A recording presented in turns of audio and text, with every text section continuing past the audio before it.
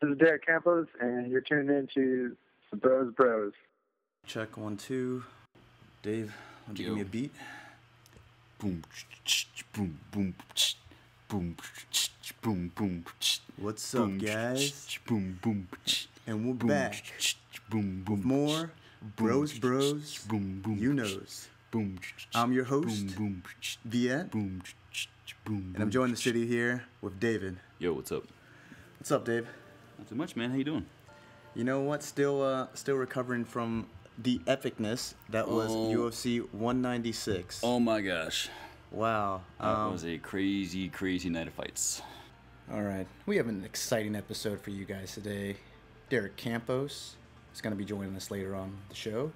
Excited about that. All right. UFC 196. This one, the tagline was, "It's on." Yeah. Which is... app. Yeah. If they could go back, it should have been like, it's like the rise of the underdogs or something like that. Congratulations to the new UFC women's bantamweight, Miesha Tate. And congratulations to Nate Diaz. Hell of a fight. He didn't win a belt, but in many ways he won something more than that. I think he won something that he thinks is more important. Yeah. He's proved that not only does he bring fans, he brings fans. He does. He does. Like, he brought a lot of buzz. He's a money fighter now. When you put him on a card, people will pay. He's a headliner. He's a guy to beat Conor. And he doesn't need a belt.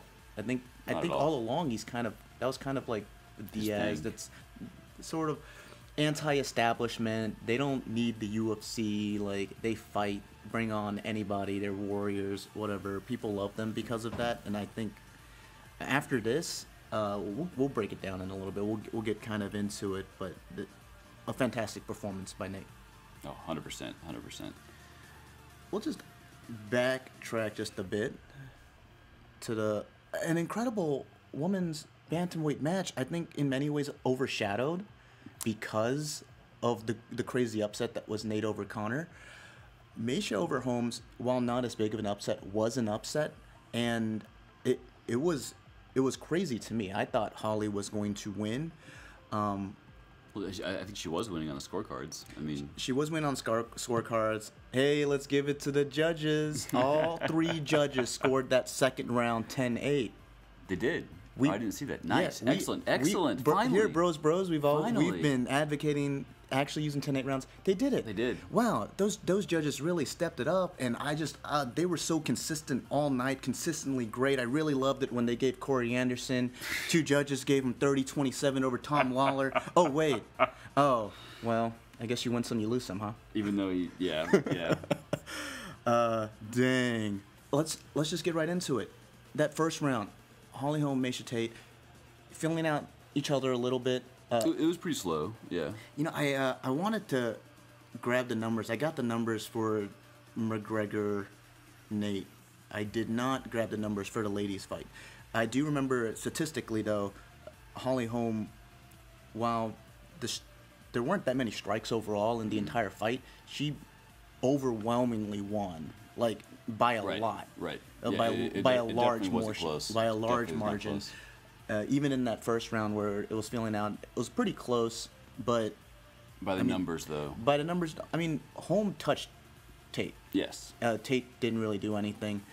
Second round, Tate timed the end of one of Holm's combinations beautifully, landed a takedown, and this is where we both kind of said it. We don't know if, like, the pressure of being a champion, fighting not to win, but fighting not to lose. Mm-hmm. We don't know if that kind of happened a little bit.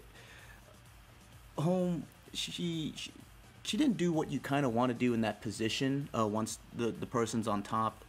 Nothing against Miesha. Miesha does a great job of making herself heavy, and she has a great top game. We were talking before the fight. I don't know if we said this on the show, but I was talking to you. I was like, if there's one thing that Miesha has that's truly elite, it's her top wrestling game. Yeah. The rest of her stuff, solid. It's good. It's good. It's not serviceable. Championship level necessarily. Exactly, but except for her top game, and she showed it. Yeah, she showed it. Almost finished the fight there in the second round. Holm. She toughed it out. There were several times there in the second round where I was sure Holm was about to tap, and you know what, the hand fighting, the her defense wasn't even really that good. She was just being Toughing it gritty. out. Yeah. It was, Yeah. Man, we've said this before. Women are tough. The women fighters are tough. They will Scary not. tough, They will man. not. They will Scary not. tough. You want to see how tough? I just watched that Nama Yunus Paige Van Zandt fight. If you want to know how tough women are. She's in Dance with the Stars now. Yeah. Paige. Not Namajunas, Paige. Nama Yunus. And Miesha Tate was awarded the 10-8 round. yeah. Awesome. This is why I was really, really blown away. Third and fourth round. And in my opinion, this was the greatest women's mixed martial arts fights I've ever seen. It was the best one. High level. It was the first time I've ever seen in a women's MMA fight where at a very, very high level, a fighter makes an adjustment mid-fight Right. to adapt to the way the other fighter. We've never really seen it. Most of the women that go in there, they kind of have something they're really good at. They really stick with their They game stick plan. with that all the time. And then just another little side note, there was a lot of reasons why Miesha won. Let's not take away any of her skill. The biggest takeaway, though, was just her heart, her determination. I hate to say it a little bit, though. That kind of shows you how women's MMA isn't quite where men's MMA is. The Chris Liebens of this world have sort of been eradicated from men's MMA. Yeah. The guys that have a lot of heart can take a lot of damage and go in there and still find a way to grind out a victory. Those guys have slowly been Diego Sanchez? Yeah, he maybe the last break. Diego Sanchez, I mean, we're not going to really get into him, but his career has been weird. Where he turned into that guy has legit jiu-jitsu skills. Actual skill, yeah. His stand-up is sloppy. He loves to bang with you, but that was always just a means to getting people to the ground where he had a good jiu-jitsu game, and then somewhere along the way, maybe he got punched too hard too many times and kind of fell in love with that. I don't know. This is fun. I love getting punched in the face. Anyways, third, fourth Miesha round, Tate, Holly Holm. Holly Holm made an incredible adjustment. She knew that Miesha was going to time that combination and was going to shoot that double leg. And this is why I thought Miesha was going to have trouble. If you're fighting someone that's a southpaw and is kind of circling away from it, it's really hard to get that timing down unless you do it perfectly. And this is just one of those fights where I know there's a winner, there's a clear winner. Miesha was the winner, but Holly Holm, she showed a lot of things, and she showed why she's a top-level fighter. She adapted brilliantly, and at the end of her combination, she started throwing like these side kicks, and she started throwing these jabs just to disrupt that pattern, disrupt Miesha Tate's ability to get in and throw that double, really work that takedown. And you know what? 5 consecutive takedown attempts in a row, stuffed. Nothing. That's incredible. Yeah. She got taken down and was owned for an entire round, went over to her corner, made an adjustment, and essentially took away a really good wrestler's best strength. It was Tate's one path to victory, and she was taking it away for those. And tagged her. Fourth rounds. And you know, even in the fifth round, the third, fourth round, definitely she won. Fifth round, she was still winning in terms of strikes, landing. Right. Tate, not really. We really thought Tate was gonna kind of go with that eat one, the throw one, really try to land. She never really did that. No. Very patient game by Tate. Surprisingly patient by Tate. In that fifth round, she started spamming takedowns, whether they were good ones or not. She kind of had to do something. And just determination. And she should have known Miesha's way of winning was the only way to win was to wrestle. She just, instead of really trying to like get those strikes off, she could have maybe played a little bit more of a defensive game. Dang. I mean, how crazy is that? You gotta love those last minute finishes. It's Miesha, it makes the sport great. She got her back, standing against a cage, locked in that rear naked. Holly Holm tried to flip her over her back. Usually when someone does that, your instinct is to loosen up a bit just in case your head like slams on the ground. To catch yourself in case your head slams on the ground, you hurt your neck or something like that. Miesha was having none of it. She was like, live or die. She hung on to dear life. Holly Holm had the entire weight of another woman crank on her neck, went to the ground, and didn't tap. That part, like, I know we've talked about women MMA fighters being so tough, but the fact that she didn't tap, I find that surprising. But major props to Holly Holm for just being, you know what? No. Tapping's for sissies. I'm gonna go out on my shield. I'm gonna go out on my shield. I love it. Wow. Incredible. I mean, I know it hurts. I really hate the internet noise about Holly Holm being a one-hit wonder. Right. She is not. She has legit skills. If you watch that fight, you saw a legit fighter. Miesha Tate pulled out one of the all-time great last-second, finishes. What Miesha Tate did was incredible. Let's not take anything away from Holly Holm, though. And then there's another thing on the internet I'm seeing, this paper, rock, scissors thing, where Ronda Rousey beats Miesha Tate beats Holly Holm beats Ronda Rousey. I guess as of right now, there's some truth to that. There's some validity to that. Happened. But this was... The Rousey-Holmes fight was never really close. The two Rousey-Tate fights weren't necessarily close. Tate survived, but it never really looked like Tate had a chance of winning, unless she did something like this, miraculously pulled off a submission. So I thought this was a really competitive fight. I don't think it's fair to say that Tate is... Holmes' kryptonite? Yeah. No. I mean, it's like we said, Holm was winning the fight. And Holm trains with... some of the best wrestling coaches. I'm sure she'll go back. She'll make adjustments. This girl's a winner. I like her. I like her. That was the first time I've ever seen at a high level in women's MMA that you saw an adjustment made mid-fight, and both fighters kind of adjust each other's style at the highest level for, the biggest prize, the UFC belt. Right. Really incredible. Women's MMA has come a long ways.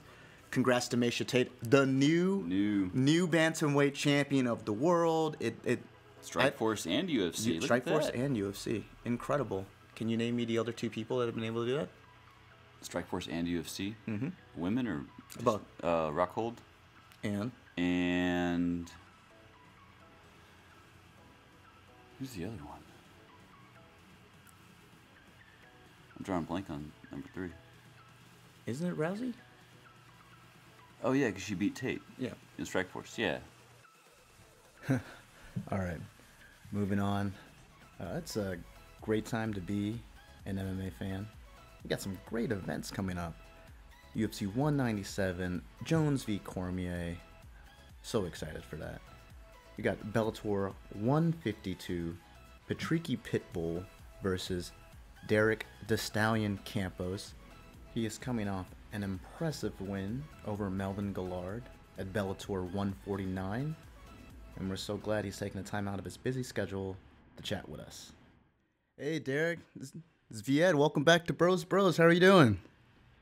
Hey, doing pretty well. Just running some errands today on top of, getting workouts in and stuff, so that's about it. How are you doing today?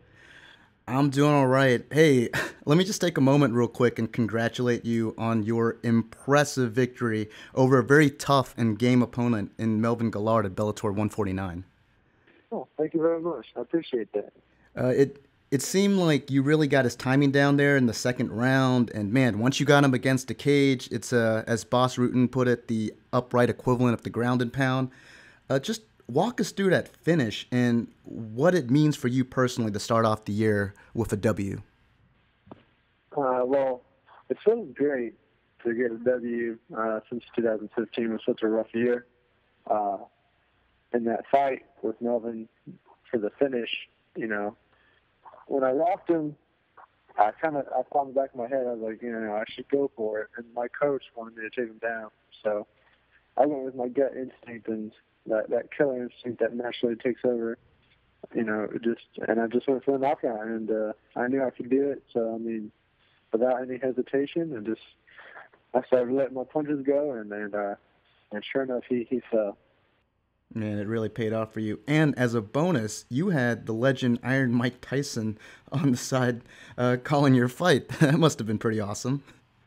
Yeah, it was pretty crazy, I couldn't, when they told me he was going to be cornering or calling my fight, I was like, oh, man, well, there's a little extra pressure to put on a good show for Iron Mike Tyson. So, wow. But it played out. It played out for the better, and luckily I put on a show for Mr. Tyson, and he was all smiles and comments, which way did he go? Which way did he go? I'll never forget that. Yeah, it was excellent. He's a big fan of the knockout. You delivered. Now you get to face Patricky Pitbull in the main event of Bellator 152. This is an opportunity for you to avenge a loss. Does that serve as extra motivation, or is he simply just your next opponent? it definitely serves as, you know, the opportunity to get back, you know, on the, you know, to beat Patricky like I thought I could have the first time. So, I mean, it's there in the back of my mind, but I see this as a new fight. You know, Patricky, I think he's evolved as a fighter with his stand-up, and, you know, he's going to be a different fighter. I'm going to be a different fighter. I see it as a new fight, a brand new fight, but I'm looking to get the victory against him no matter what. Yeah, like you said, Patricky Pitbull, a fighter that has definitely made improvements in his game. We've seen him become a lot more patient, not so aggressive, but you've improved as well. This rematch is actually taking place almost 2 years exactly to the date. You last fought him on April the 18th, 2014. You're going to be fighting him this April the 16th. What improvements have you made to your game that you think will help specifically against a fighter like Patricky? I would say definitely been working on my boxing, trying to get my boxing tighter, working on keeping my hands where they need to be, and working on timing, footwork, everything, you know, when it comes to stand-up, and knowing when to really strike, counter-strike, and get in there. And also keeping in mind that it is, you know, not just a striking match, but it's an MMA match. So, I mean, knowing when to take the takedown and start to work ground and pound into submission. So just trying to stay well-rounded, pretty much. Well, you know they call Conor McGregor Mystic Mac for his fight predictions. I'm going to call you Cosmic Campos real quick. How do you see this fight going? I see this fight either going to... I'm either gonna, you know, I see it, me finishing this fight. I believe I can finish Patricky. I believe I can either KO and TKO him, you know, because I believe my boxing, the way I'm working on it, it's going to be better than his. And if not, then I believe that I can out-wrestle him and ground and pound him or submit him. I feel like no matter where the fight goes, I can finish Patricky on the feet or on the ground. And that's the way I envision it. Sounds good. We should mention that this fight with Patricky Pitbull is taking place over in Italy. This is your first fight overseas, correct? Yes, it is. My first fight overseas. It's pretty exciting. Yeah, it's got to be exciting. Are you in your camp? Are you guys making any adjustments because of that? Are you going to be going over there a little bit earlier to get used to the time zone difference? We'll be over there. Come the Monday of fight week, we'll be flying out there. So we'll be there pretty much a whole week and be able to get rested and you know, get adjusted, you know. So. Hey, last time you were on the show, we asked you about McGregor RDA. Unfortunately, that fight didn't happen because RDA had to pull out. The rumor is that he actually injured his foot in the last minute of the last round of a sparring session. We know those guys over at King's MMA, they go pretty hard. There is an opinion by a lot of fans out there that maybe the fighters shouldn't go full tilt in sparring. How do you feel about that? Do you feel like it's kind of a necessary component to getting into peak condition, or do you think it is smart to kind of lay back a little bit and, you know, not risk injury?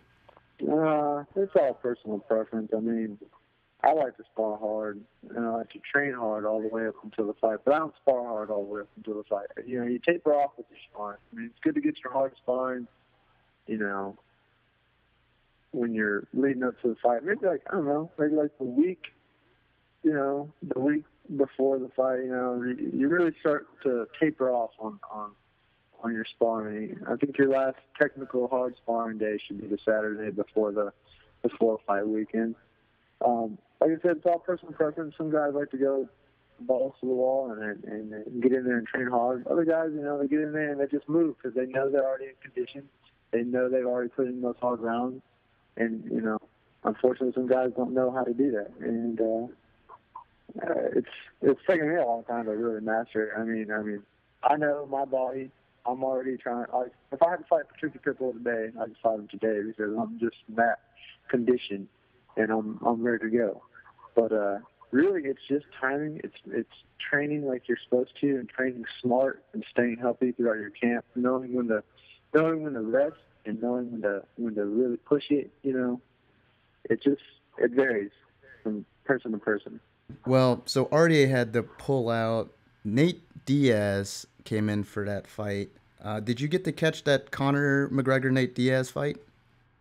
Yes, I did. It was actually it was pretty exciting. I thought. What do you think about Nate Diaz? I mean, nobody gave him a chance to win. He was a huge underdog going that fight, pulling it out. Yeah, I mean, Nate Diaz, him and his brother have been around for a long time. I watched them ever since I first started MMA, and regardless if people think that either of the Diaz brothers is ready, they're going to be ready. So, I mean, he said it himself. He's training. When he's not, even if he doesn't have a fight booked, he's still training, and he still has that. The Diaz brothers, they're just fighters, man. They're ready to fight any day, any time against whoever. They don't give a damn. So I wasn't surprised that he was able to pull it off. But the beautiful thing about it was that he just let Conor McGregor wear himself out. He pulled a Rocky 3 and let Clubber Lang slow his load, and then boom, pieced him up. Yeah, it was a very impressive victory for Nate. And now Conor McGregor, it sounds like he's going to go back to 145. Who would you like to see him fight? Frankie Edgar or Jose Aldo? I'd like to see him fight.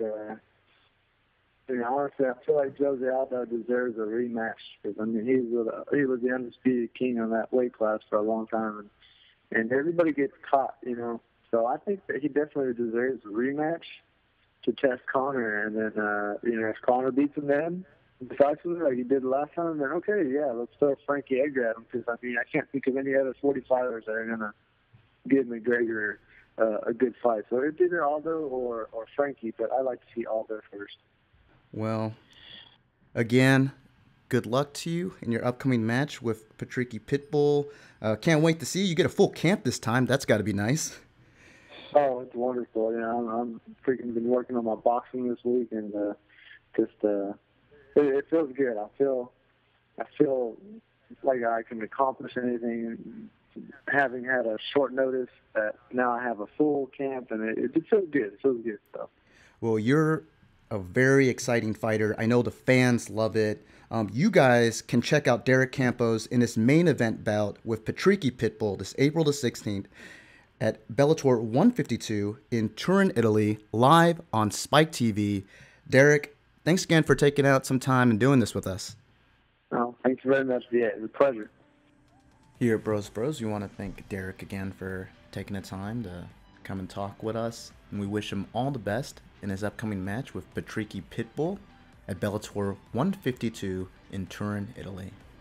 And it was so fun getting to talk a little Nate and Conor with Derek. Now we're going to talk a little Nate Diaz, Conor McGregor.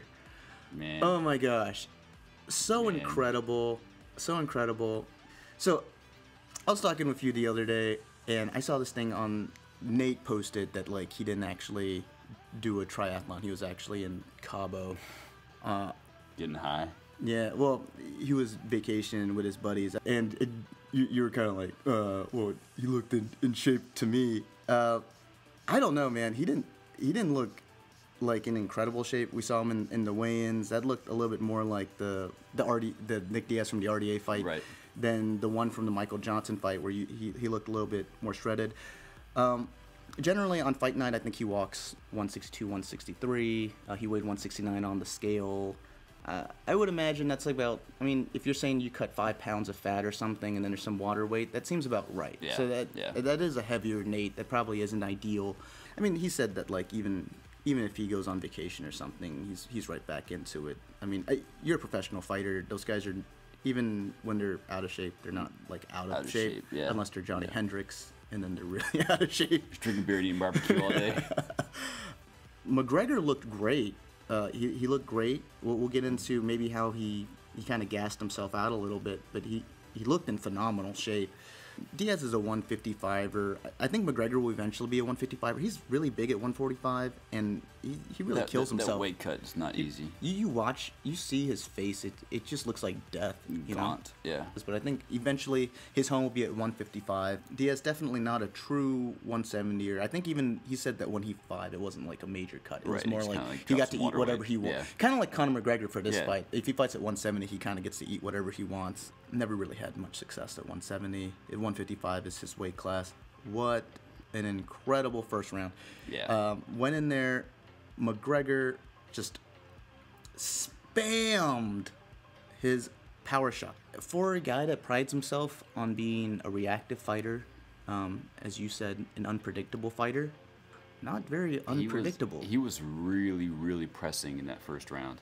Like to me, watching the fight live, it seemed like he threw a few shots and then realized just how much longer Diaz was. And he's like, wait, these shots usually land clean on someone, but I can't quite get Diaz. And then just kind of kept going back to it, like, wait, I'm gonna land with these, and just never did. Some of the technical things I saw, a very flat-footed McGregor. He really kind of started marching down Nate Diaz. Nate even said afterwards, he was like, this is kind of what I do. Right. He was like, Conor's doing to me what I do. No one really can do to me what I do to them. He said that in his words, he was gonna break eventually. Luke Thomas brought this up, but you know, once again, for a guy that prides himself on being a very unpredictable fighter, if you watch the fight, every time he leaned right, he went with that overhand. Every time he leaned left, he went with that uppercut. You know, Nate Diaz, if you look at what he did, there wasn't really any strategy. There was no. He didn't really show you how you can beat Conor if you're a 145er.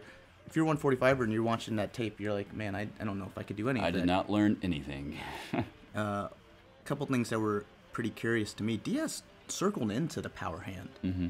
When they were moving, he was moving towards Conor's left. Yeah, his power shot, and he was eating them, and then just walking through them.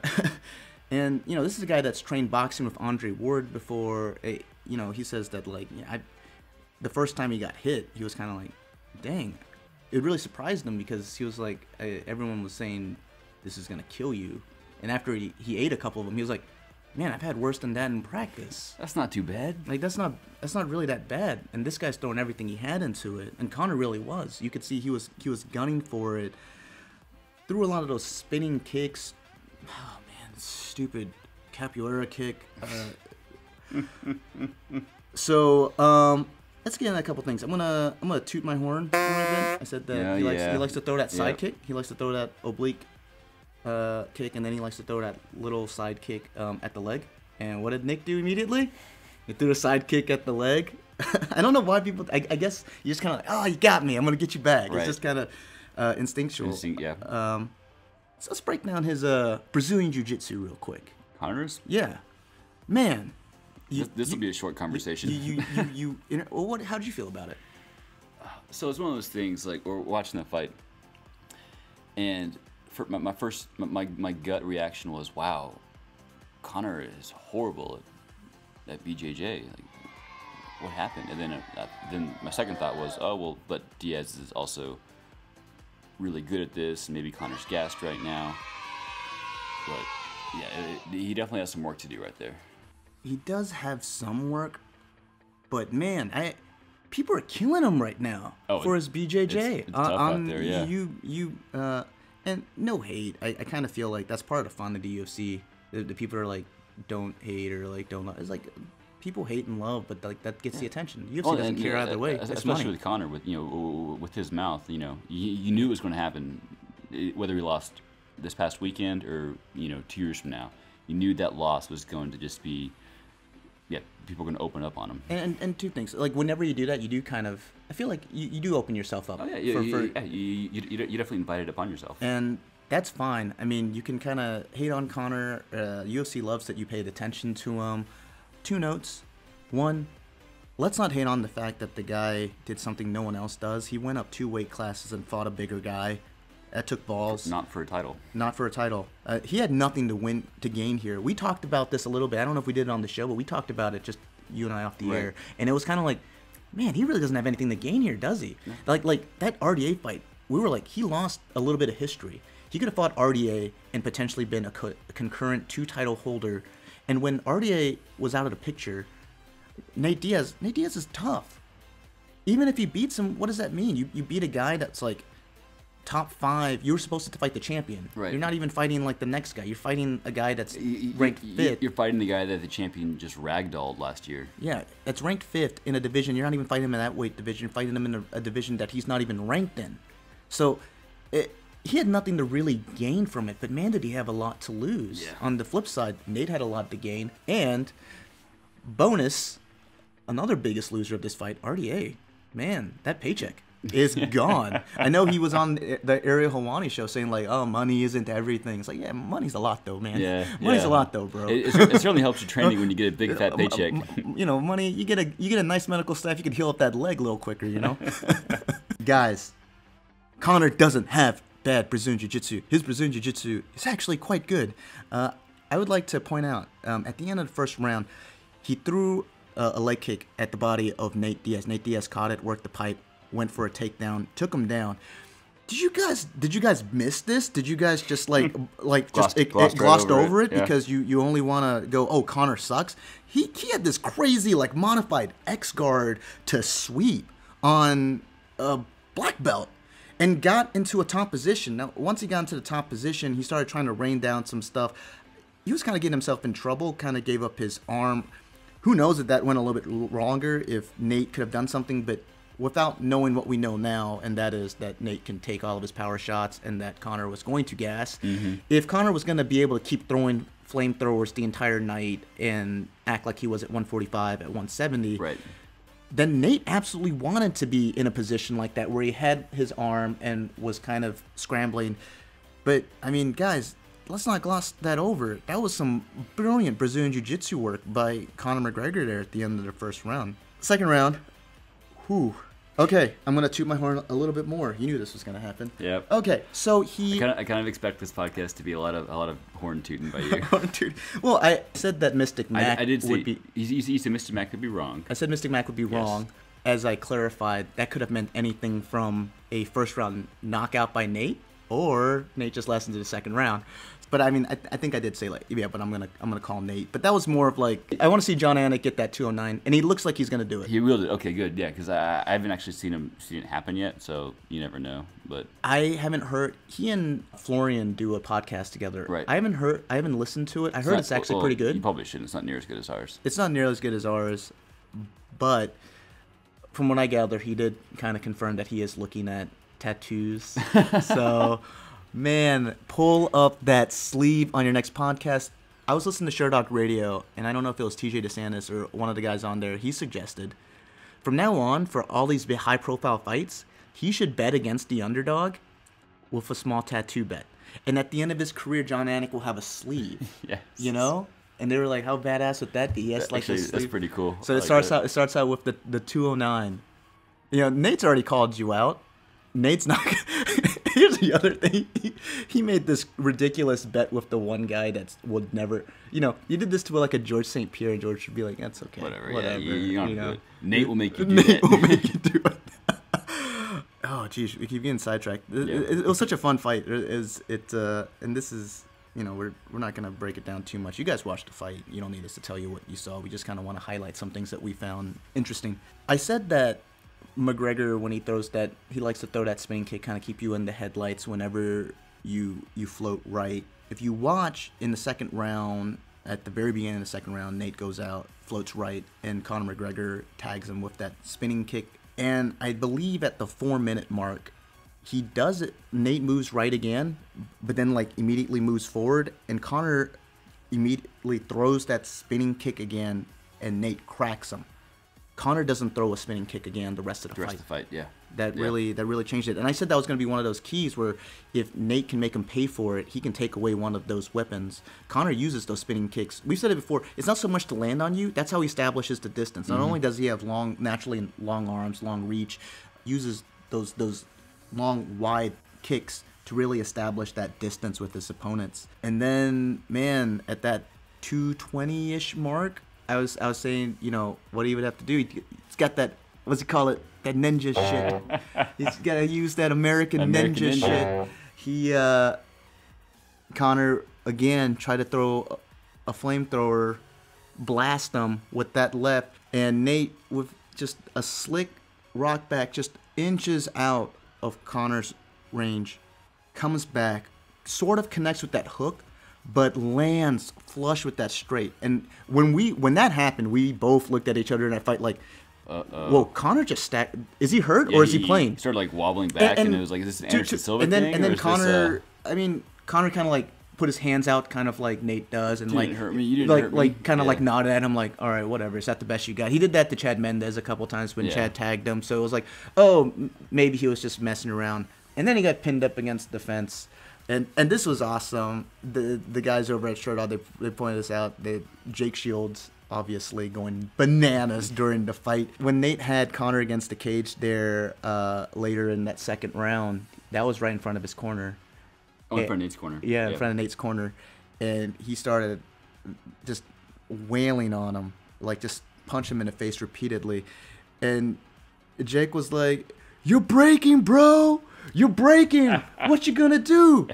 And Nate, and then Nate brought up on the with the Fox Sports guys afterwards, and he was like, and then I need him. You know, he was talking. He was, you know, like Conor was jawing the entire time, like, you know, you got nothing, and he was like, I need him right there, and he just went, oh, and I was like, I got you. It's over. After that, this is kind of funny. This is one of those things you can make fun of Conor about. He said, sometimes when people fight and they start getting tagged a lot, they become panic wrestlers. He accused Chad Mendez of being a panic wrestler. Well, Conor McGregor became a panic wrestler, shot for a takedown, and then this is another Nate quote with the Fox Sports guys. He's like, oh, so you're a wrestler now. I'm a black belt Brazilian Jiu-Jitsu guy. You want okay. Come on into my house. Let's go. Let's point out a couple cool things that he did there. He shot in, I guess you call it a double leg. He shot in a double leg from his knees. Technically, I guess it was a double leg. Weakest takedown, bad form. Tried to control it. When he tried to spin to get control, either to get into the guard or try to get side control, this is where Nate really showed just how great he is at jiu-jitsu. He had his leg up to block Conor's leg from being able to transition over, and then he held Conor's head down and used his left leg and right leg to control Conor's right leg. It kind of tops him over, right? Yeah. And kind of gets him over onto the ground, grabs a hold of that head, and Conor does the right thing. He tries to spin to the other side, and Nate sticks up his arm, puts it in between the shoulder so it doesn't allow Conor to completely flip to the other side. And as soon as he did that, he flipped his knee around. Now he has side control. Then he went knee on belly, took one shot at Conor, and then went straight to full mount. Yep. Started raining. This is when Conor got really desperate. Tried to roll over. Tried to turtle. And then Nate actually, if you watch it, he punched him, but that wasn't ground and pound. He was punching him right into that rear naked, and locked it up. Conor tapped. That's all she wrote. Incredible, just incredible. Yeah. So, what do we see now? What do we see for Conor? What do we see for Nate? For Nate, you know, he was talking trash at the press conference, like, you know, like, I call the shots, and Conor was calling him out. It's like, you don't call the shots. I made you a millionaire, but like, you can thank me. I'm gonna beat you, and then you can go home, and now you and Nick can be happy and make balloon animals together or whatever. Nate gets to call some shots now. He does. What a really cool night for them. Well, what an amazing feeling it must be. I feel for Nate because I really love the underdog. It was like, I love Conor, but as soon as that fight started, I was like, I'm all in. I want to see Nate win. I love it. I love the underdog story. He had a lot of things going against him. He didn't have a full camp. I don't think anyone in the world believed that he was going to win except for his camp, his brother. Huge underdog. And the UFC, they did not want Conor to lose. No, Dana was just that was the crapping his pants. That was the golden child. Yeah. congratulations to Nate. It was a hell of a fight. I mean, you obviously listened to me because you did all the things that I said that you needed to do to win. And then, like I said that, eventually his pressure, he was going to maybe be able to force Conor to engage a takedown or something from that. And you were like, I don't think Conor's going to play that game. Conor played that game. He did play the game. He did. Conor played that game. And wrestling. There was this great meme. It was like this fat guy with Dorito fingers. And it's like at the top, he was like, I wouldn't have tapped. Conor's a bitch. I was like, right, internet tough guy. Yes. You get punched in the face by Nate Diaz for 3 minutes straight. I don't even think you're gonna go for a takedown. You're just out. Yeah, you're just done. You're just Yeah. praying that it all stops. So stop that. Stop the whole. I wouldn't tap. Whatever.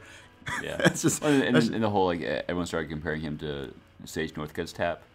Come on, guys. Like. Yeah. No. Come on. No. Come on, man. Guys, you're better than that. We were so proud of you after the Silva Bisping, and you kind of disappointed us a little bit with your reactions on this one.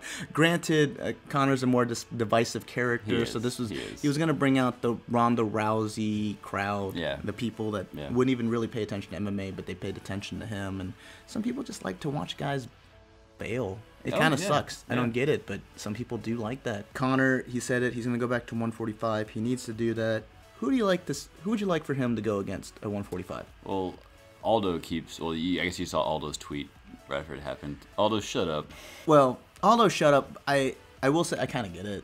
Oh yeah. That's how you get a fight. Yeah. That's how you sell the fight. But it should be Frankie Edgar. It should be Frankie Edgar. We've been going. Bros. Frankie Edgar, one of the bros we know.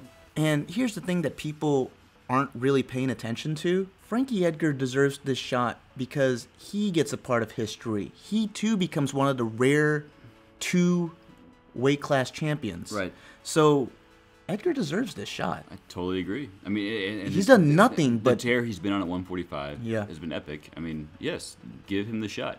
And now, like, it's one of those things where because Conor lost against Diaz, it's harder to make that, RDA fight for the 155 belt fight immediately. Like that doesn't make sense at all. So yeah, go back to 145, defend your 145 belt against Frankie Edgar, and see where that goes from there. Aldo, I mean, you kind of brought it before. You didn't really like him too much because he didn't really do much to help sell the UFC brand. Like as a champion, as the champion, and then we kind of disagreed on that.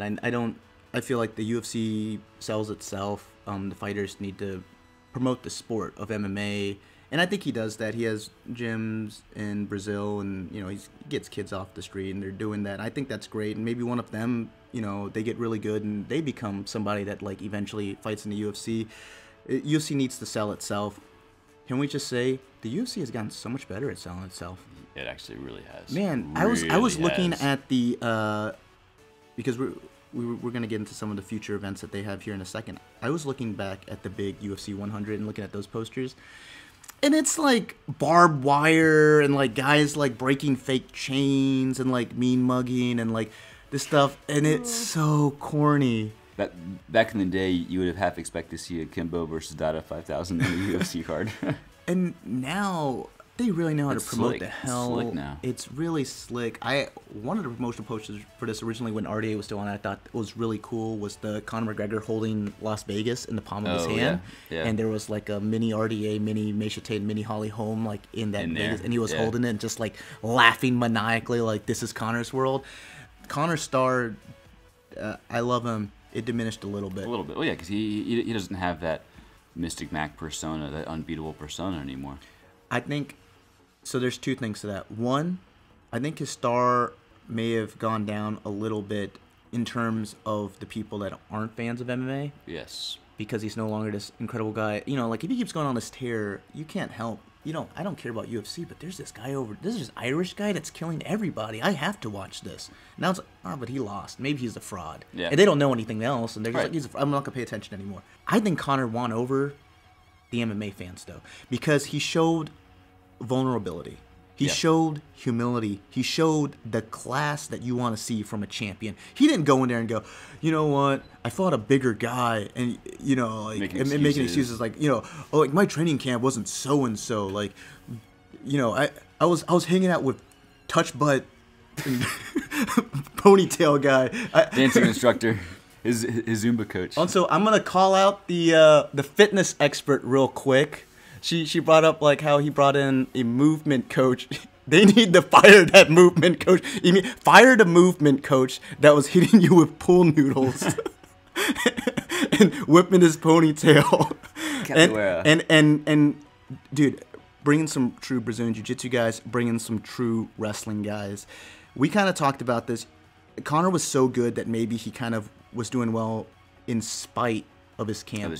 Yeah. Maybe if he needs to take that next level, he does need to train with some of the guys over here. We have some top-level guys over here. His boxing is great. He really could shore up his wrestling. There's some great wrestling coaches. Or, you have money now. You can bring him over there. Yeah. Bring him But what is Ido Portal? Fire that guy immediately. Please, fire that guy immediately. Take him off the payroll. It was like a really funny moment, but you had like Jake Shields and some of those guys from Nate's corner go over, and they were kind of like laughing, but they like shook his hand. Man, what was the feeling in his head at that moment? He was like, "I'm such a fraud." These guys were training punching each other in the face. They were training the punch and the kick and the wrestle, and I was hitting my guy with pool noodles and telling him to do cartwheels and Zumba or whatever. Oh my It was no good. It's kind of similar to the whole Rousey thing. Like, when she lost, everyone goes, "Oh wait, maybe she does need to change camps. Maybe she does need a coach." Now she needs to create that game that allows her to get inside against a striker, figure out things. She doesn't need to become a top-level striker to be able to do that. So, yeah, she maybe needs to get a new coach. We're talking about Rousey. That's how big she is. We're talking about Rousey. I guess it makes sense. She's going to be fighting Tate next. That's been official? Has it been confirmed? I've not seen a confirmation on that yet, but I think it's about as close though, because Dana White has said it. It's about as close to being confirmed without being like officially on a poster or whatever. Conor, look, man, this is it's what Brennan Schaub calls the meat and potatoes. Your wrestling, your jiu-jitsu, your striking. Your guys are good over there. I know those are your bros. I know Artem's your boy. You need to bring in some other talent, man. We love you. We think you're great. You need to take that game to the next level. I'll tell you right now, Edgar can't wait to take you to the ground. That is very, very, very true. And you're gonna need to have something for him. So it's something I just kind of want to get in now. Just kind of a little roundtable discussion. All right. UFC 200. Yes. Who's going to headline it? Who's going to headline it? Can I throw in my sleeper? Please. This is my sleeper. George St. Pierre versus Anderson Silva. I knew you were going to say that. You knew that. I would not complain. We wanted to see GSP versus the Spider for, I don't know, as long as I've been watching mixed martial arts. How perfect is that? And they could both retire. I don't think, like, win or lose, it doesn't take anything from their career, but I think the fans would just love the fact that they'll finally be doing it. Fight, yeah. And if George wins, man, his legend just, like, grows even further. I think for Anderson, like, even if he loses, so what? His career is... He has nothing to prove. He has nothing to prove. That would be my pick to headline. I think that'd be awesome. I'm down with that. And that's the kind of fight I kind of want to see these fighters take. GSP and Silva, like those guys? Yeah, I don't think GSP realistically can come back and really compete. What was it, the statistic that he took more damage, more significant strikes in that in the Hendricks Condit fight than he did in, like, his previous 8 title defenses? Yeah. After that knee surgery, it zapped a bit of his... explosiveness. That his ability to kind of get out of range from your shots and stuff like that. I don't want to see him go in there and get mauled. He hasn't been fighting for a while. His timing's going to be out. He's gotten a little bit older. Anderson Silva would be an awesome... That'd be a fun fight to watch. The other thing I have is maybe we turn UFC 200, because they always like to stack these cards anyways, and we have a lot of title fights already announced, so you can't really put too many title fights on there. Let's have this be the night of rematches. So, and you're not going to like this. Conor, Aldo. Aldo gets the rematch. Aldo was a great champion for a long time. He was a very dominant champion. I don't think he deserves it. I think Edgar does, but there is history there, and you can sell it. Fight, definitely, yeah. Lawler, Condit. Well, it's not gonna be. Oh, that's right. Yeah, because they don't have fights lined up, do they? No. Oh, I would watch that in a heartbeat. Rousey Tate 3. I assumed. I have very, very, very strong suspicion Rousey Tate will be on UFC 200. I feel like it's almost a given. We were joking night of, like, when Tate won. We're like, hey, do you think all of a sudden Rousey miraculously heals up? And then, like, Oh, sure right, enough, she yeah. like tweets as like back to work, like ready. It's like, Of course. wait, against Holly, weren't you saying that like November at the But earliest? now July might work for Now you. July, huh? Interesting. Very interesting, Rousey. I'm not complaining. I'd watch that. Can I also just juxtapose two larger-than-life superstars that have crossed over from MMA to mainstream media? Conor McGregor, Ronda Rousey. They're on the cover of UFC 2. Unfortunately, now we have two losers on the cover of UFC 2. Conor's still a champion. Conor's still a champion. Ronda Rousey didn't want to talk to anybody. Didn't really like publicly acknowledge that Holly Holm was a champion until like later on SNL, Yeah. and she did really quickly. I mean, that's fine. Kind of went to like a dark place mentally. Didn't know if she wanted to. I mean, she had Fight suicidal again. thoughts. Yeah. Didn't know if she wanted to fight again. You know, I don't want to make light of those things. I think if you have like that kind of emotional response, that's a serious thing, and you do need to like deal with that. Conor really dealt with this loss like a champion. He lost to a guy, Nate Diaz. He had a lot to lose, and he lost, and he took it on the chin like a champ. His post-fight interview I thought was really good. Conor, did you catch? They had a GIF, but when Nate walked by, and Conor kind of looked up to say something to him. Nate, I don't think Nate was icing him out or ignoring him. Nate just like was just like going over to his seat. Nate probably already took a couple. He was celebratory puffs. Celebratory hits, yeah. And the look on his face, just a very honest response. Looked over, wanted to say something. If you were the champion and would just beat somebody, he would have called him out like, "Hey, look at me." Yeah. You know? Yeah. This is the guy that told Nate to like dance for me, but don't look me in the eye. He would have said something like that. He just lost. He wanted to say something, maybe just to congratulate Nate on the fight. Then you see him like kind of bite his lip, like look down. Very real response from Conor. A very humble Conor. Conor's gonna come back. He's gonna be better than ever. We love Conor McGregor. You still want to bros. We know. We love you, Conor. Like we said, I don't think he's going to stay at 145 for too long, but he does need to at least go down there. He's going back down there and defend his belt. So before this fight, when I asked you what were some of the keys to Conor, and you were like, well, he's going up in weight, and he is fighting the bigger guy, but you said his speed is going to translate and his power is going to translate. His speed sort of translate. He's not the super fast guy to begin with, and Nate's not a very, very fast guy, so him being faster than Nate didn't really mean much. His power didn't translate at all. Yeah, that was one of those things where I wasn't sure if it was the power didn't translate or Nate's just tougher. Well, Nate could be tough, but come on, man. That left shot. That left shot over and over again. If Nate laughed that off, Lawler would be smiling and then smashing him into the mat. That is true. Rory would be laughing and smashing him into the mat. Condit would be laughing and smashing. Like, I mean, if Nate can take it, then there's a lot of guys at 170 that can take it.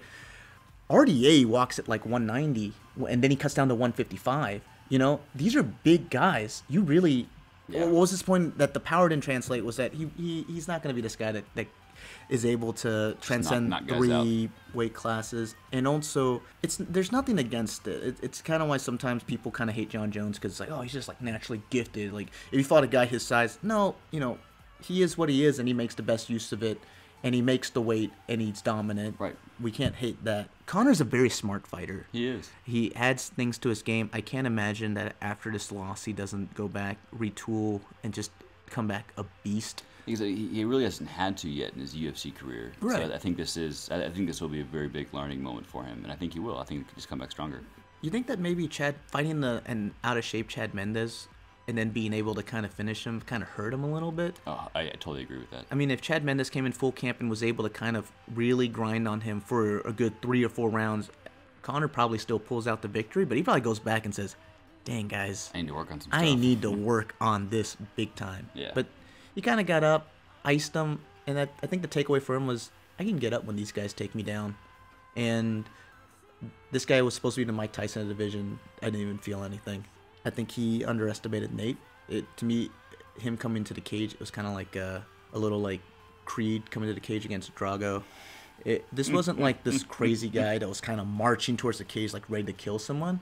He was more like dancing, having fun, yeah. like kind of looking over at Nate. Like, I'm about to kill you. Yeah. It's over. I'm gonna throw my Capoeira kick. It's gonna be Mystic Mac. I'm gonna laugh at you. And then didn't work out that way. I was like, what was it? Will Brooks tweeted out like the moment you realize that you're the gazelle. Yeah. Oh gosh. I think there was a little bit of that. Very interesting, because Brian Sam before the fight said that he actually thought Nate Diaz, to him, seemed psychologically off. He said things like, live or die, like whatever.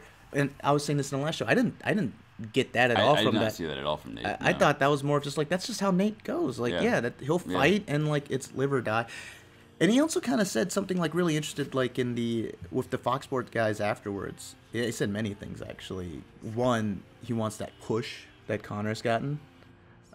Two, he says that if Frankie ever fights Conor, the UFC is gonna make sure he doesn't get a full camp either. All right, who do you guys want to see Conor McGregor fight next? Jose Aldo or Frankie Edgar? And who would you guys like to see headline UFC 200? Sound off in the comments below. You got anything else to add for our listeners out there, David? Well, I guess I was watching a YouTube video, and they always ask for subscriptions to their channel. So I guess if you like this, then subscribe to get the best MMA content on the interwebs. That is true. We'd like to thank Derek Campos again for coming onto our show and chatting with us. Yes, sir. Best of luck to him in this match with Patricky Pitbull. And until next time, we are the Bros, you knows.